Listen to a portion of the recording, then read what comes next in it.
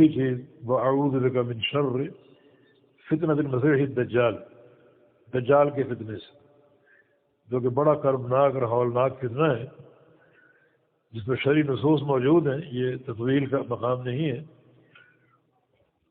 تو اس طرح پھر نماز کا اختتام، ابتدا بھی تعوذ کے ساتھ اور اختتام بھی تعوذ کے ساتھ، تو یہ ایک شرعی فریضہ جو ہے وہ پوری طرح تعوذ میں لپیٹ دیا گیا ہے، تاکہ بندہ اس حصار میں آ جائے اور بندہ اللہ رب العزت کی پناہ میں آ جائے، اور یوں اس کے لیے فتنوں سے بچاؤ کی